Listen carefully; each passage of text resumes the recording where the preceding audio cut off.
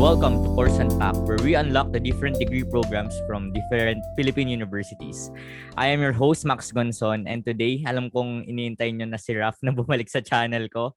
So we have him here today to talk about his degree program. And actually, may mga nag-request din ng degree program niya. So that's why I invited him today. So to start, mag-introduce muna tayo. Raph, what's your name, preferred pronouns, other information that you want to share, and your degree program, and from what university? Okay, hi. So my full name is Julian Rafael Singson, but my nickname is Raph. Preferred pronoun is he or him. Other information I want to share, parang wala naman. I think I'll have enough time to share later on. My degree program is Business Economics in UP Diliman.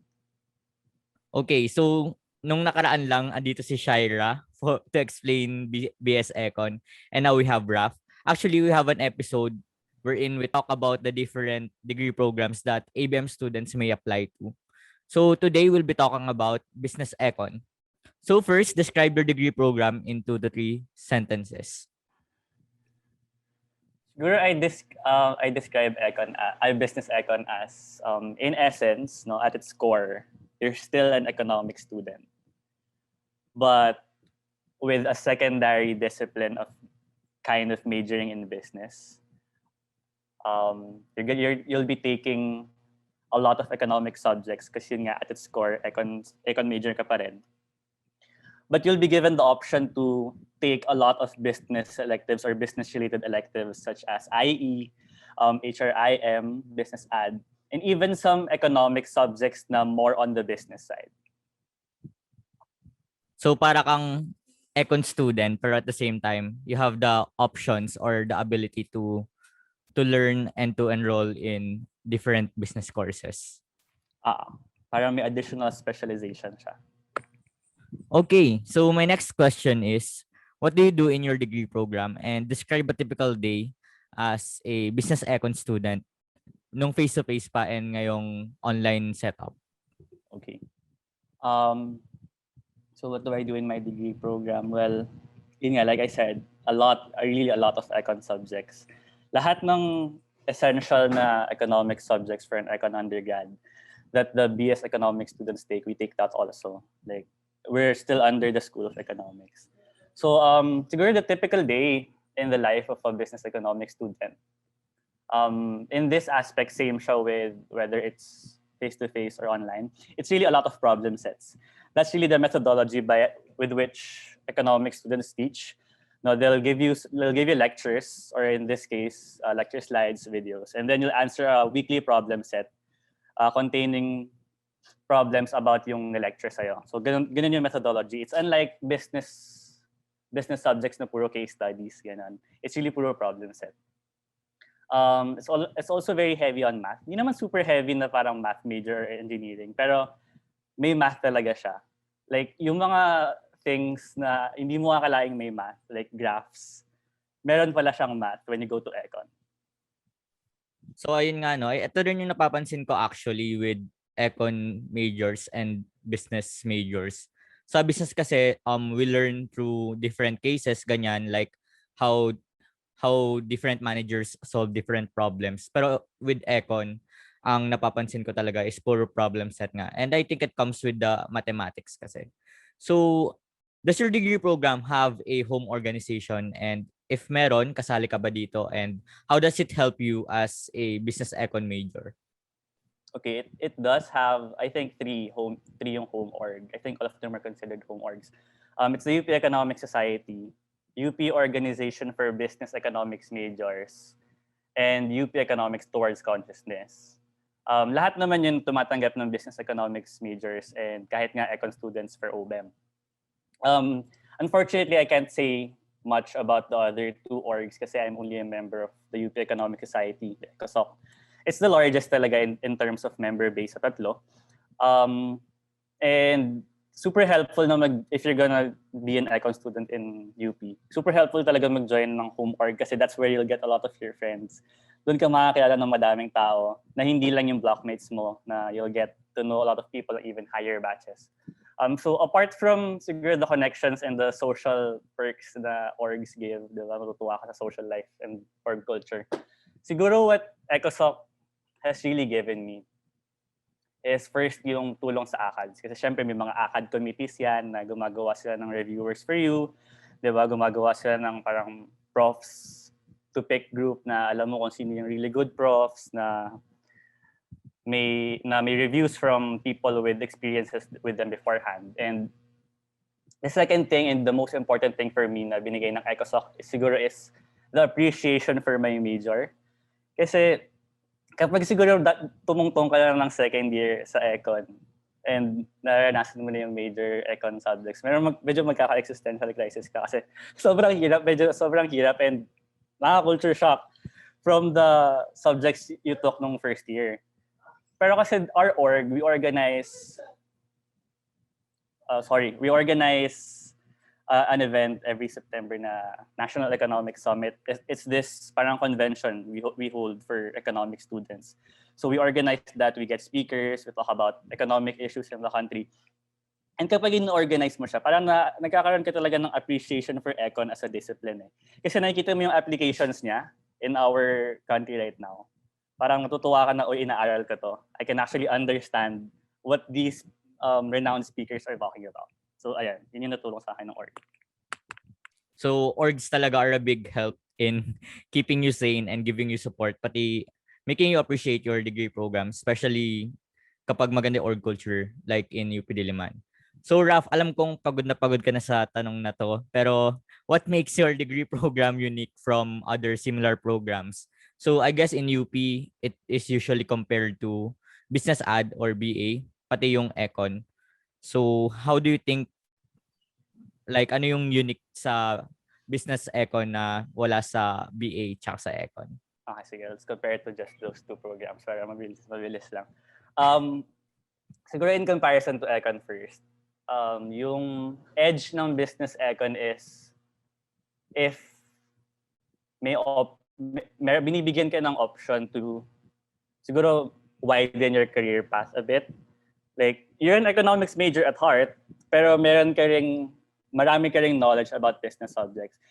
Marami kasing business subjects na nasa curriculum ng BE, ng business economics. Pero yung equivalent ng sa economics is just 3 electives. Diba? So, economics can have a minor in subjects like math, education. Pero sa business economics, it's business, which is inherently related sa economics, diba? So if, kunwari, interested ka talaga sa economics, pero parang may inkling ka rin na baka after you graduate, you might want to go to corporate, to operations, ganun. Business economics might give you an edge in that regard compared to economics, diba? Pero yun nga, I keep repeating this para walang misconception. At heart, you're still an economics student. In comparison naman with BA, I think one of the advantages of being a business economics student is siguro not to take any credit away from BA no offense. Siguro mas mathematically adept ka. Mas sanay ka. Siguro. I'm not sure. Correct me if I'm wrong na lang. Kasi sa Econ, we take mathematical economics, ganun. And then meron pa tayong econometrics, which involves the use of statistical methods in economics, di ba? So that will really help in terms of financial analysis, business development, where you have to project kung ano yung magiging growth ng company, stuff like that. So in terms of numbers, I think a bit stronger yung business economics compared to business administration. On the flip side naman, stronger yung business administration when it comes to analysis of cases kasi mas hasa yung BA dun and like onti lang yung titake ng BE in comparison to them.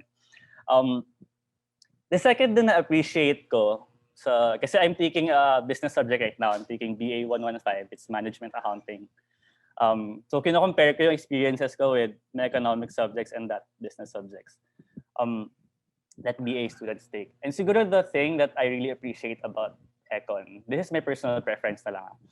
It's a bit more exact. No, a bit more accurate in the sense na merong tamang sagot sa mga hinihingi sa mga tinatanong sa'yo. Like, examples of questions siguro in my microeconomics class are ilan yung efficient level of output, ganun. Ano yung efficient level ng Nash equilibrium, some stuff like that. So there's really a number that you get that you know is the right answer that makes sense according to your logic, diba? Pero kasi kapag business, hindi ko lang type sa kanya, against my personal preference. Kapag may case studies, you have different views, di ba? You have different ways of looking at a single case na sometimes you don't know which one is really the right answer. Di ba? You have many perspectives in approaching a case na hindi ka sure kung which one is the right answer. So, ang nagustuhan ko sa economics is more precise. Yun siguro. Ako, I definitely have to agree with that kasi I'm also taking BA 115 right now.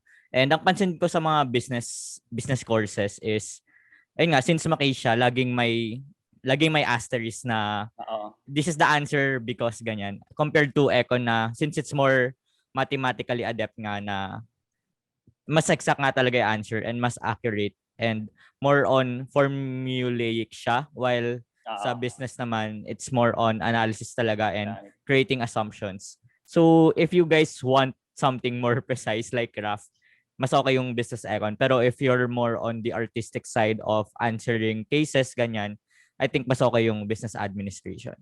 Okay, so my next question is meron bang similar courses katulad ng BE sa other universities? And if meron, ano yung edge ng business econ ng UPD? I think meron sa Lasal yung mga econ tapos double major with business. Do you have experiences with that ba? Siguro medyo surface level lang. Please take my opinion on this with a grain of salt. I think for Ateneo, the closest equivalent of business economics is yung management economics nila. It's one of the degrees I considered when I was choosing saan ako mag-aaral. It's management economics. Nagbasa lang naman ako sa website nila. So ang ginagawa nun, it fuses some management subjects with the economic subjects. Pero from what I understand, again, at heart dun, you're still an economic student, so nag-take ka lang ng management subjects. Sa Lasal naman, I think the closest equivalents would be yung applied economics nila. Yung applied economics ng Lasal, dalawa yung major nun. Either you major in applied economics in financial economics or in industrial economics. I'm not exactly sure what's the difference, so I'm gonna treat it as one degree. No? I don't really know much about it then. From what I know lang na nagbasa-basa ako sa website. Applied economics in Lasal focuses really a lot on how you would apply economics in the corporate setting, ganun. In comparison to their AB economics program na focuses on theory. On edge naman, I think if you're going corporate, if may objective of going to corporate, I think the applied economics of Lasal is a really good program. The only edge I can think of for UPSE na business economics is its renown, yung institution. The UP School of Economics kasi, if I correctly recall, has the only center of excellence in economics. And it's considered, like by the faculty themselves, no, it's considered to be the best economic school, not only in the country, but in one of the best economic schools in Southeast Asia. And napaka rock star talaga ng faculty sa UPSE. That's one of its forte. Like, a lot of the professors emeriti and a lot of the current professors, mga past NEDA secretaries, or ang daming publications. So, you really trust that your professors know what they're doing. No, I think the forte in business economics is not much on the business side, but more on the economic side in comparison to the other two programs. Okay. So my next question for you is, how do you apply your degree program in your day-to-day life? So may mga passion projects ka ba wherein you apply business econ? And if meron, how? Oh my God, medyo shallow ako, wala. Wala akong passion projects na ginagamitan ko ng econ. Pero I apply it to my daily life. Kasi there's I think a weekly Rappler piece by a PhD candidate at UPSE. I think it's weekly. Yung si JC Punong Bayan. Meron siyang weekly Rappler piece where it talks about the current economics in the Philippines, in the country. Kung yung mga recommendations niya, stuff like vaccine, how fast the vaccine is, and ano dapat yung laws that will pass para magkaroon ng proper stimulus yung mga tao. And kapag nag-aaral ka ng economics, especially macroeconomics is very helpful to me. Naiintindihan mo yung pieces like that. Naiintindihan mo yung articles like that. Like one of the things that was taught to us in macro is, in a time like this in the pandemic, medyo kahit babaan ng interest rate, sorry, I'm medyo nerding it out right now. Sorry for the viewers. Pero dito mo ma-appreciate yung Econ. Kahit babaan ng BSP yung interest rates nila, it won't matter kasi people don't want to borrow. So, para ma-stimulate mo yung output, parang gagawin mo is the government should spend. Parang ganon. And pag nababasa mo yun sa Rappler articles, things like that, nakakatuwa kasi naiintindihan mo. And like, you can explain it to your family over dinner na, okay, this is what the government should be doing, like according to economic principles, di ba? And apart from that, pag nakakarinig ka ng mga economic policies na nilalobby sa Congress or sinasabi ni Duterte, na parang nagkaka-inkling ka na, will this economic policy really be helpful? Ganon. Parang na-apply mo talaga siya in reading news articles. Okay, so my next question for you is, how did you choose this degree program and what are your other options? Okay, so I think na-mention ito sa previous vid. May inside joke sa amin na I chose whichever college yung latest na nag-release ng results. Like yung una was Ateneo, so sabi ko Ateneo ako, then Lasal. Then finally UP yung mga April na, so sabi ko UP na ako. And I think one of the really big reasons I chose business economics wasn't even because it's economics, but because it's in UP. Like, I hope you guys know this feeling. I hope everyone who's viewing right now know this feeling. Ang sarap talaga ng feeling kapag pumasa ka sa UP. It's no joke. Parang talinong-talino ka sa sarili mo. Kahit hindi naman talaga. You think you're really smart kasi pumasa ka ang UP. So parang nasasayangan ka. Pero hindi. To really answer your question, nagkaroon kasi ako bigla ng appreciation for business and corporate nung nag-ABM ako sa Lasal. I went into ABM thinking gusto kong mag-economics as my major. Tapos nagkaroon ako ng appreciation when I took finance subjects, marketing subjects, ganun. So ang initial thought ko was I was going to apply corporate management or management engineering kasi mas gusto kong mag-manage. But then I chose business economics, like the subject na itself. Kasi I remember I took an applied economics subject in grade 12. I took that, diba? Tapos parang bumalik yung interest ko like sa demand and supply, ganun. And especially considering na like nag-research ako, ano ba yung opportunities for business economics graduates, ano ba yung inaaral dito, ganyan. Bumalik yung interest ko na it's kind of more of an exact science compared to business administration.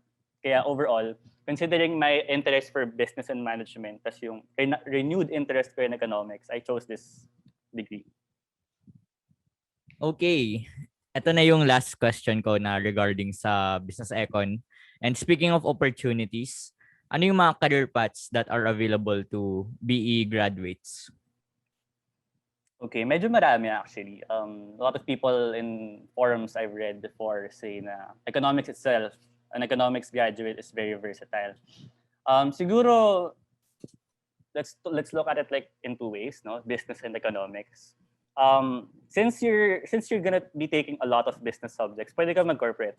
You can find yourself looking for the same opportunities. Oh, and yung mga stuff na to, I am just parroting what like seniors say, mga nababasa ko sa forum. So, para lang alam nyo kung saan nanggagaling. And even opinions from my other relatives. You can find yourself seeing the same opportunities as business administration graduates. So, you can go in departments like marketing. May professor ako ngayon na graduate siya ng business economics and he's in marketing, he's teaching marketing. You can go into marketing. You can go into operations. Since you'll be very familiar with numbers, you can go into operations and even business development, as I mentioned nga before. So kung gusto mo mag-corporate, business economics isn't really a bad degree. Medyo kilala nga siya. And also if you're coming from UP. On the other side, pwede ka rin mag-financial analysis, di ba? Yung financial analysts. May mga kakilala akong fresh graduates na business economics graduates na ang career nila right now is their financial analysts. Yung nag-a-analyze ng And then, so, ang dami mong opportunities sa corporate pa lang. But you can forgo that. you can forgo all of that if you want to focus on economics. Like what if nag-aaral ka na, undergraduate ka na, tapos biglang tuwan-tuwa ka sa economics, gusto mo pala. Pwede mong ipagpatuloy yon. Pwede mong pagpatuloy yon to be an academic. Pwede kang mag-masters in economics and then PhD in economics. Sobrang strong din ng graduate program ng UPSE. Actually, also have a prof right now na she has a PhD, she's teaching in UPSE, and yung undergraduate niya was the BS Business Economics. So you can be an academic or you can go into corporate. Okay, that's it for my questions regarding business econ. So ano yung advice mo to young people who want to pursue BE, and where can they find out more about your degree program? Okay, so they can find out more about and I actually advise you to do this if you're considering the program, and find out more about it sa website ng Econ. I think it's econ.upd.edu.ph. No, so yung advice ko siguro is, first, know what you're getting into. Like, really know it. Alamin mo talaga kung ano yung Econ. I-advise ko sa'yo right now, available yung copy ng curriculum ng business economics sa website. You check it, and then may mga course codes doon, and then merong description kung ano yung kung tungkol saan yung bawat courses na yun. You make sure na either tingin mo kaya mo yung subjects na yun, or you're actually really interested in those subjects. Okay, don't just go into business economics na first you think it's a good pre-law. A lot of people think that diba? Economics is a good pre-law. Don't go into it just thinking na yun lang yung reason mo for being there. Kasi may hirapan ka. And para matapos mo, you have to have a good reason to finish it. Diba? And secondly, don't go into it just thinking of the prestige, di ba? Mm-hmm. Don't just think of the prestige of UPSE. Ang advice ko talaga is know the math, no? Expect the math, na may math, may stat, ganun. And expect it's gonna be hard. A lot of my batchmates, and kahit ako nga, when we were in first sem of second year, that's when you take the first of your majors kasi nagkaroon ng parang existential crisis. Like, nagulat kami na ganito pala yung Econ. It has math, and it requires a lot more analysis than you might think. Okay? So, ayun, know what you're getting into and get into here for a good reason. Ayun, sana na-enjoy nyo tong episode na to. But before we end, Raph, baka may mga gusto kang i-plug dyan na social media platforms. Kung gusto mo lang naman. Wala naman, thank you. Okay. Pero yung orgs mo, ano ulit mga handles nila sa Twitter? I think it's at UP Ecosoc. Tas sa Facebook naman. Yeah, it's UP Economic Society. Okay. Give it a like and follow. So that's it. Thank you so much, Raph. Ang comprehensive ng episode na to. And actually, marami din ako nalaman sa Business Econ today kahit na maraming episodes na tayong nagawa. This is more in-depth than our previous episodes. And ayun, I'm seeing some differences and similarities between our degree programs, and super enlightening ng episode na to. So that's it for our episode of Course UnPacked today. We talk about business econ and how it's a mixture of both business courses and economics courses. And I hope that you guys enjoyed this episode with Raph. And if you want to see more, check out my YouTube channel. And if may mga gusto kayong degree programs na di pa natin tatakal, comment it down below so I can find guests who can talk about their degree programs. So that's it, and see you in my next video. Bye-bye. Okay, bye-bye. See you in Econ, guys.